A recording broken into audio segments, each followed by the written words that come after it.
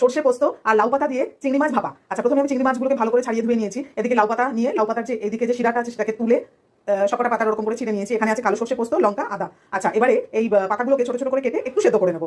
এই যে লাউ পাতাগুলোকে ছোট ছোট করে কেটে অল্প নুন দিয়ে একটু সেদ্ধ করে নেবো। ঢাকা দিয়ে করলে তাড়াতাড়ি হয়ে যাবে। আদাটা ওদিকে সেদ্ধ হচ্ছে, এদিকে আমি কালো সর্ষে পোস্ত, কাঁচা লঙ্কা আর আদা এগুলোকে ভালো করে মিক্সিতে পেস্ট করে নেবো।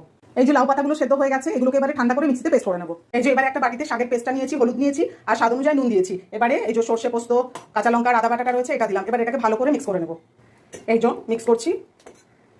এবারে চিংড়ি মাছগুলো দিলাম, তারপরে কাঁচা সর্ষের তেল দিলাম। এবারে ভালো করে মিক্স করে নেবো।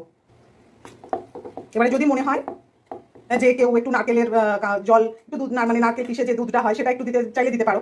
একটা কাঁচা লঙ্কা ছিঁড়ে দিলাম। এবার এদিকে কড়াইয়ে জল গরম করতে দিয়েছি, ওটাকে তোমরা চাইলে টিফিন বক্সের মধ্যে করে এখানে বসিয়ে ঢাকা দিয়ে এটাকে সেদ্ধ হতে দিতে পারো। আমি বাড়িতেই করবো, ঢাকা দিয়ে তারপর ওপর থেকে আরেকটা ঢাকা দিয়ে সেদ্ধ হতে দেবো। এই যে এরকম করে ঢাকা দিয়েছি, এর উপরে আরেকটা ঢাকা দিয়ে দেবো। এবার এটাকে লো ফ্লেমে হতে দেবো। এটা খুব পেঁয়াজ লাগিয়েছি, এবার আর লঙ্কা ছিঁড়ে